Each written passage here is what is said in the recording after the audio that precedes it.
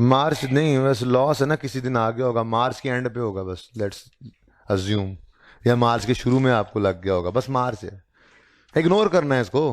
हाँ, इसकी तो एंट्री भी कोई नहीं होती, इसीलिए डेट भी नहीं लिखी इसके साथ। चलें, कॉन्सेप्ट देना थोड़ा सा। ओके, कॉन्सेप्ट ये है जी, पहली बात तो कि अगर कोई एसेट आपके पास हो जिसकी कॉस्ट में सिग्निफिकेंट कंपोनेंट्स हो, और सिग्निफिकेंट कंपोनेंट्स भी हों, प्लस प्लस उनकी यूजफुल लाइफ्स वगैरह भी डिफरेंट हो, जिस वजह से डेप्रिसिएशन इकट्ठे ना निकल सकती हो, तो हमें गाइडेंस ये है कि हम उन हर पार्ट को अलग अलग डेप्रिशिएट करेंगे। उस हर पार्ट को डेप्रिशिएट अलग करना है तो अकाउंट्स भी अलग बना लेंगे, लेजर्स, ठीक है। अब इस चीज़ को हमने देखना है किस तरह से हम इसको कर पाएंगे। तो ancient water limited is a company involve in bottling, चश्मे वाला पानी, चश्मे वाला, फुहारे वाला, अच्छा जी, फुहारे वाला। The company purchased a bottling plant on 2 January 2012। The plant is made up of 3 significant components, the cost of which is as follows. Engine 15 lakh का, 5 लाख उसकी residual value, expected useful life 5 साल। Conveyor belt and fittings 2 million 20 lakh का, residual value कोई नहीं, 8 साल useful life.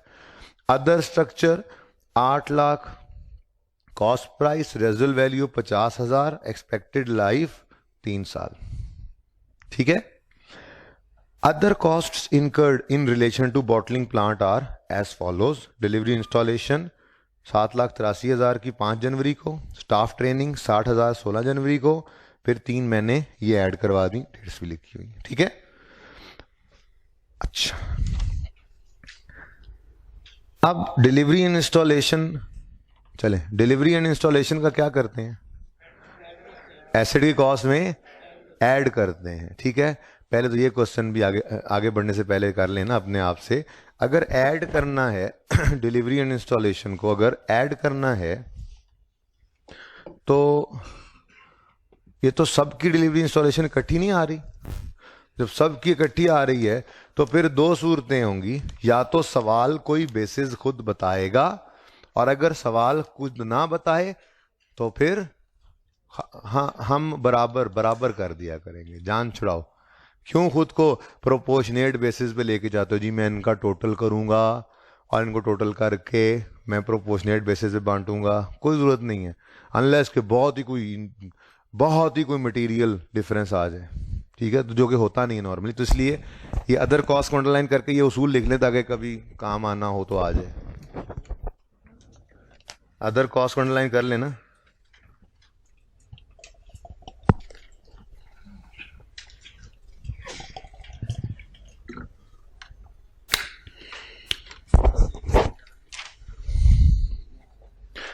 जी,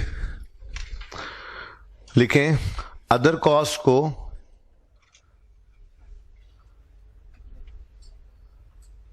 उन basis पर allocate करना है हर पार्ट को, अदर कॉस्ट को, बल्कि अदर कॉस्ट को सवाल में दी गई बेसिस, अदर कॉस्ट को सवाल में दी गई बेसिस पर हर सिग्निफिकेंट पार्ट को एलोकेट करना है। अदर कॉस्ट्स को सवाल में दी गई बेसिस पर सिग्निफिकेंट कंपोनेंट, सिग्निफिकेंट पार्ट्स को एलोकेट करना है। और अगर सवाल में कोई बेसिस ना दी हो तो बराबर कर देना। अगर सवाल में कोई बेसिस ना दी हो तो बराबर एलोकेशन कर देना, ओके। चलें, अब अदर इंफॉर्मेशन भी पढ़ लेते हैं फिर। Plant was available for use in production on यकम फरवरी 2002, although production only began on यकम मार्च 2002। अंडरलाइन करें दोनों डेट्स को। कब अवेलेबल हो गया? 1 फरवरी 2012 अवेलेबल।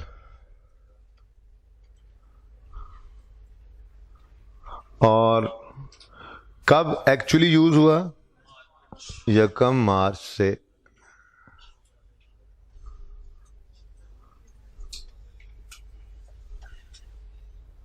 कुछ याद है? ऐसी को बात पड़ी हुई है? चले हम डेप्रिसिएशन स्टार्ट करते हैं किस दिन? जिस दिन अवेलेबल फॉर यूज हो जाए। यूज नहीं किया तो अपनी कमजोरी कारस्तानी है, कर लेते।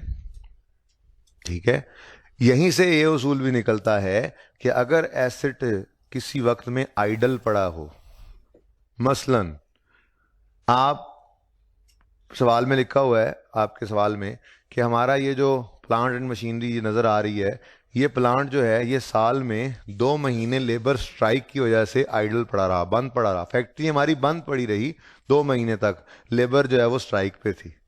अब आप पर्चे के अंदर क्या करने लग जाओगे? 2 महीने तो चला ही नहीं, 2 महीने डेप्रिसिएट ही नहीं होगा। तो भाई प्लांट आइडल पड़ा हो तो भी डेप्रिसिएशन जारी रहती है। यहाँ पे भी तो आइडल ही पड़ा है, अवेलेबल फॉर यूज हो गया लेकिन अभी यूज नहीं किया तो डेप्रिसिएशन शुरू कर देंगे। ठीक है, अच्छा आगे बढ़ते हैं। द प्लांट वॉज, अच्छा आ भी गया। The plant was temporarily idle during October when factory close down for its annual holiday period. जी करेंगे कुछ? इसको इग्नोर करेंगे। इसको क्या करेंगे? इग्नोर करेंगे, क्योंकि प्लांट टेम्परेली आइडल रहा, हमें उससे कोई लेना देना नहीं है, डेप्रिसिएशन जारी रहेगी। The company uses straight line method when depreciating its bottling plant. अच्छा जी, स्ट्रेट लाइन मेथड लगाता है, लेकिन मुझे ये लग रहा है कि हमें बराबर बांटना पड़ेगा अदर कॉस्ट को। अच्छा, इत्तेफाक से उसने अदर कॉस्ट को कहा भी बराबर है, लेकिन पॉइंट गिवन है। देखो, all other cost are considered to be incurred evenly between the 3 significant components of bottling plant. क्या मतलब? बराबर बराबर बांट दो। ब्रैकेट में लिखा हुआ है, ये बात इस तरह से भी लिखी जा सकती है। कैसे लिखा हुआ आता? ऑल अदर कॉस्ट आर, चलो, that is where appropriate a third of the cost is allocated to each component. A third of cost क्या मतलब? 1/3।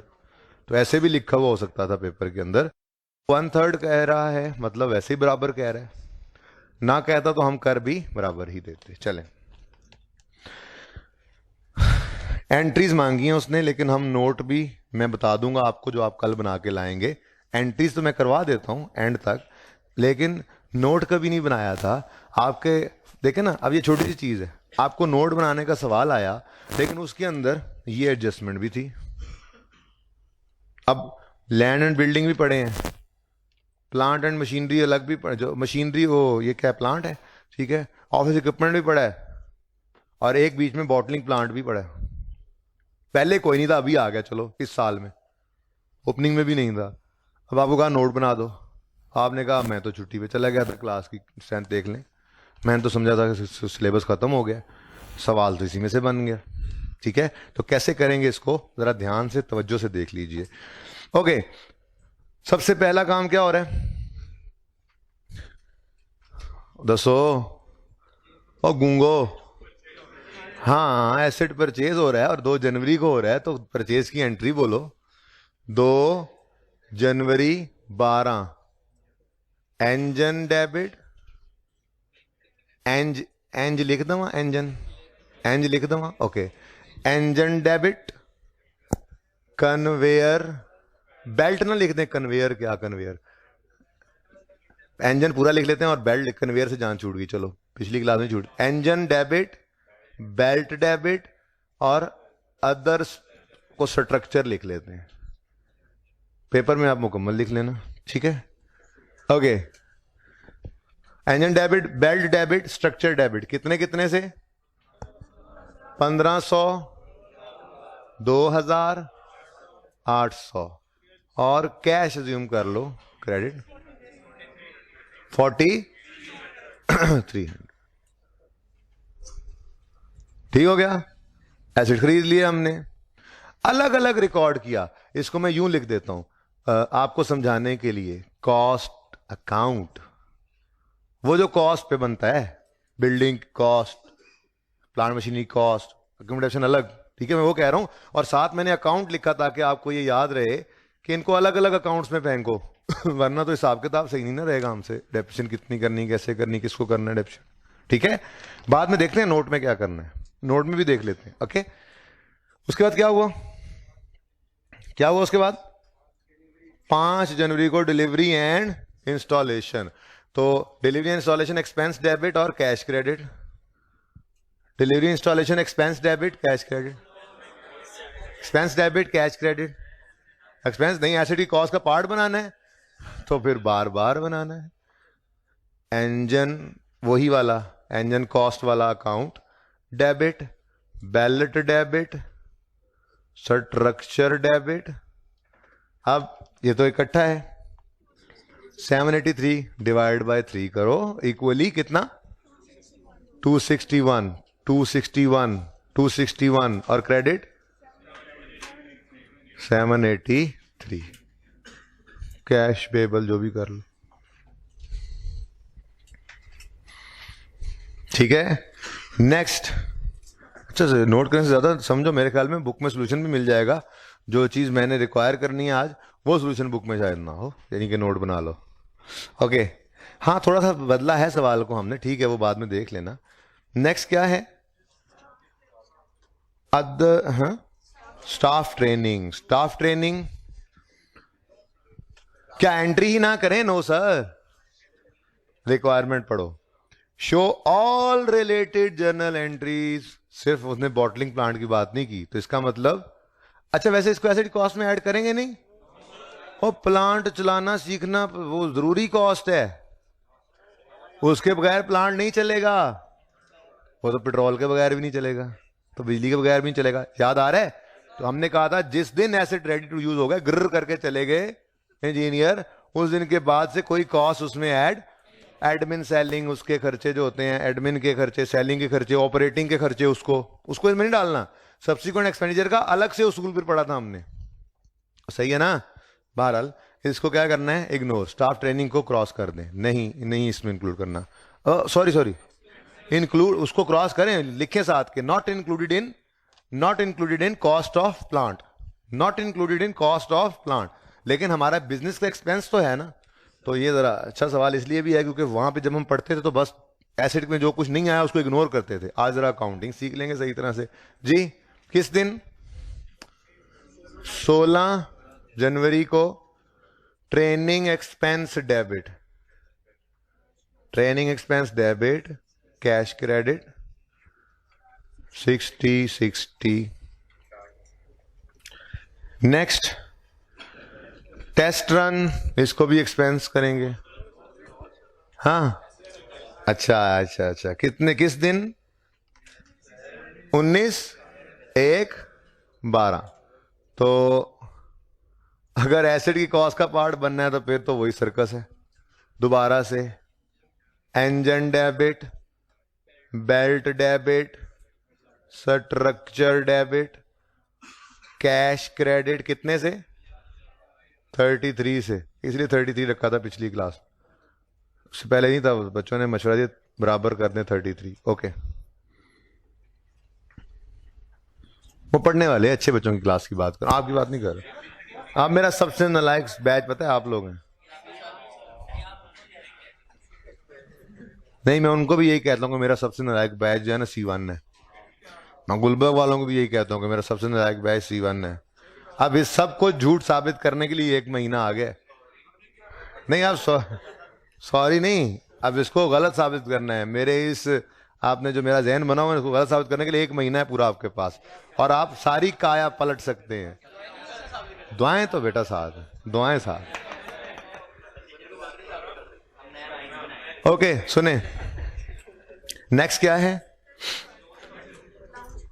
लॉन्च पार्टी जो है ना जी, लॉन्च पार्टी एसिड को चलाने के लिए जरूरी नहीं है। तो क्या हुआ जी? वो जी जिस दिन फुवारे चले पानी के उस दिन जो है वो खुशियां मनाई, पार्टी रख ली, रोटी छोटी खवा दी, ठीक है। वो एक एडमिन एक्सपेंस है या सेलिंग एक्सपेंस है, जिस मकसद के लिए भी है, वो ऑपरेटिंग एक्सपेंस हो सकता है किसी भी किस्म का, लेकिन वो एसिड के काबिल इस्तेमाल हालत में लाने के लिए ये रोटी खिलाना जरूरी नहीं था, ठीक है जी। तो बताएं शोरबे वाले, डेट बताओ। 19 को, वो भी 19 को, ये भी जी। तो लॉन्च पार्टी एक्सपेंस और कैश, तो खर्चा हमारा खर्चा ही होता है। एसेट की कॉस्ट में ऐड होने का मतलब ये नहीं होता, एक मिसकॉन्सेप्शन ये भी जहन में होती है, चलो जी वो हमारा खर्चा ही नहीं है, खर्चा तो है ना, पेमेंट तो हुई है। Okay, last future operating losses का मतलब क्या होता है सुन लो। हमारा ये प्लांट चल गया, किस दिन चला है? 1 फरवरी को, ठीक है।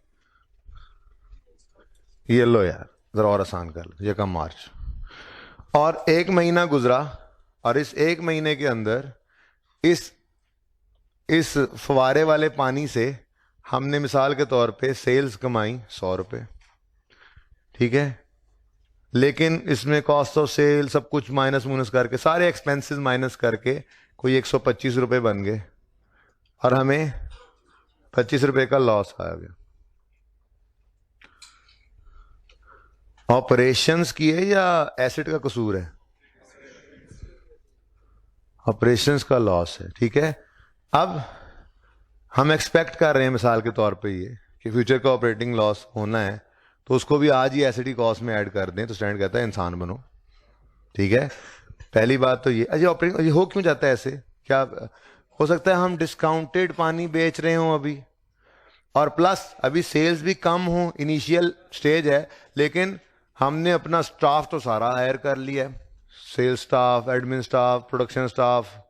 प्रोडक्शन शायद हो भी गई है ज़्यादा, लेकिन चलो वो तो स्टॉक में पड़ी होगी, नहीं बिकी तो शायद सेल कम की है, अभी कुछ डिस्काउंटेड सेल की है मशहूरी के लिए, और अभी सेल्स का वॉल्यूम इतना नहीं बढ़ा, लेकिन एम्प्लॉयज़ जो हैं अभी सारे आ गए हैं क्योंकि हमने तो काम शुरू कर दिया, ठीक है ना। तो हो सकता है इस वजह से ये फ्यूचर में आपको ऑपरेशंस के ऊपर लॉसेज नज़र आ रहे हैं। इनिशियल ऑपरेटिंग लॉसेज भी इनको कहते हैं। मैं यहाँ पे फ्यूचर ऑपरेटिंग लॉसेज की बजाय ना इसको बेहतर कर लो, वो फिर आप FA2 में जाके पढ़ना फ्यूचर, इसको ना काट के लिख लो इनिशियल ऑपरेटिंग लॉसेज, ये ज़्यादा बेटर है।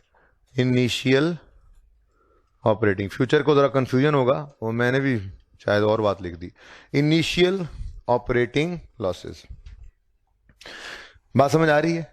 इनिशियली क्या हो रहा है, लॉसेज आ रहे हैं ऑपरेशंस पे। मैंने कहा जी देखो, कॉस्ट तो कॉस्ट होती है, एक्सपेंस ही है, नुकसान है, ये भी तो नुकसान है, एक्सपेंस है, कॉस्ट है, और इसी एसेट की वजह से तो आ रहा है कि एसेट चला तो हमें नुकसान हुआ।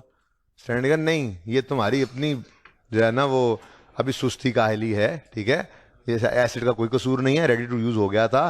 तो इनिशियल ऑपरेटिंग लॉसेज कभी भी एसेट की कॉस्ट में ऐड नहीं करते, और इनकी तो एंट्री भी कोई नहीं है, ठीक है, सही है ना, इनकी एंट्री कोई नहीं है। ये तो सेल लेस एक्सपेंसेस से खुद ब खुद पहले महीने डेढ़ में आया होगा। अब आगे चलते चलते हम तो 31 दिसंबर तक जा रहे हैं, 31 दिसंबर 2002, वो तो 3 की एंट्रीज मांग रहा है भाई, वो घर से कर लेना, ठीक है। 31 दिसंबर 2002 तक जाते जाते तो कई महीने पड़े, तो फिर सेल्स बढ़ती जाएंगी तो खुद ब खुद ये प्रॉफिट्स में आ जाएगा, और ईयर एंड पे तो ये होगा ही मेन में प्रॉफिट। तो ये ना कहना कि जी, वो पता है क्या कहते हैं, लॉजिक क्या देते हैं ऐसे लोग, कहते हैं जी देखें अभी एसेट ना अपनी फुल कैपेसिटी पे चल नहीं रहा, तो देखें एसेट अपनी फुल कैपेसिटी नहीं चल रहा तो उसी का कसूर है ना, वो पूरा फुल कैपेसिटी पे चल जाता तो चलाओ, वो तो तैयार है चलन वास्ते, बात समझ रहे हो। तो इनिशियल लिख लो इसके आगे, initial operating losses are never added in cost of plant asset. चलें, अब कहानी खत्म हुई और अगली कहानी शुरू हुई। ईयर एंड पे क्या करना है आपने, 31 दिसंबर 12 पर डेप्रिसिएशन करनी है, और डेप्रिसिएशन के लिए थोड़ी सी आपको वर्किंग करना पड़ेगी, छोटी सी वर्किंग, को स्टैंडर्ड नहीं कहा, बस अपनी आसानी के लिए। इधर देखो, इंजन, बेल्ट, स्ट्रक्चर, चलो टोटल का कॉलम रख लेते हैं, कोई जरूरत पड़ गया तो। ओके, इधर देखो क्या कुछ है जी इसके अंदर। इंस्टॉलेशन, पहले तो परचेज प्राइस रखो ना, परचेज प्राइस आई थी 1500, 2000, 800, इंस्टॉलेशन 261 261 261, टेस्ट रन 11 11 11, बस। टोटल कॉस्ट, ये है कॉस्ट जिसपे एसिड डेबिट किया जाता है, याद है? 1772 2272 1062, ये हमारे पास कॉस्ट आ गई 1072। ओके, उसके बाद हर एक की रेजिडुअल वैल्यू डिफरेंट है, लिख लो, माइनस नहीं करना, सिर्फ कैलकुलेशन पर्पस के लिए, हम जरा इजी हो जाएंगे, यहां सामने फिगर्स होंगी जी। एंजन 500 नील, ओके। अब ये माइनस करके यहां पे कोई आंसर नहीं निकालना, बस ठीक है, इसको ऊपर रखो, डाटा था बस। और डेप्रीसिएशन एक्सपेंस ऐसे निकालो, इधर देखो, एक कैलकुलेट कर रहा हूं, बाकी की जल्दी से करके दो मुझे। ये देखो, cost minus residual, straight line है ना, ओवर यूजफुल लाइफ कितनी थी इसकी?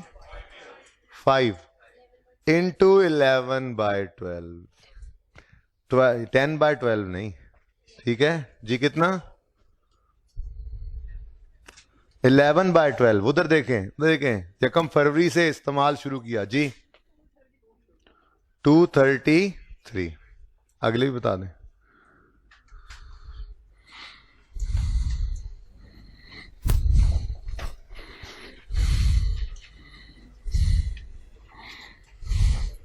जी 260। इतनी देर का काम तो नहीं है। 10/72 minus 50 divided by life into 11/12 करो, क्या हो गया? 300। टोटल बता दो।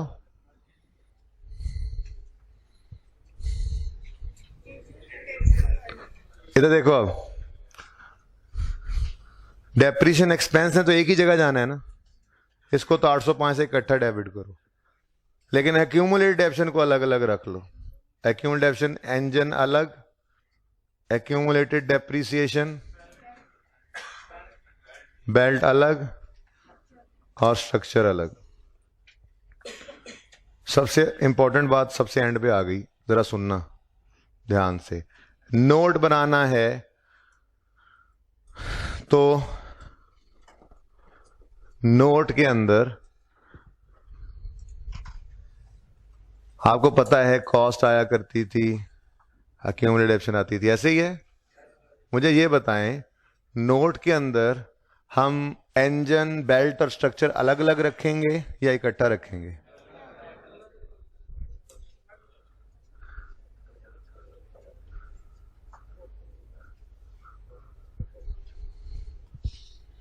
नहीं, अलग अलग रखेंगे, कैलकुलेशन पर्पस के लिए लेजर अलग थे। प्लांट पे एसिड तो एक ही है, पार्ट्स अलग अलग हैं। हम तो एक क्लास ऑफ एसिड्स को इकट्ठा कर देते थे, तो ये तो एसिड ही एक है, तो क्यों अलग अलग रखेंगे, इकट्ठा करेंगे। ये टोटल एक्यूमुलेशन है, ये टोटल कॉस्ट भी यहीं से आ जाएगी। अब इधर देखो, ओपनिंग में नील होगा, ये कितना आया? 511। ये आपका एडिशन बनेगा, कोई डिस्पोजल नहीं है, क्लोजिंग आ जाएगा। यही ओपनिंग नील 805 और क्लोजिंग WDV। नोट बना के आना, 2 साल का बना के आना।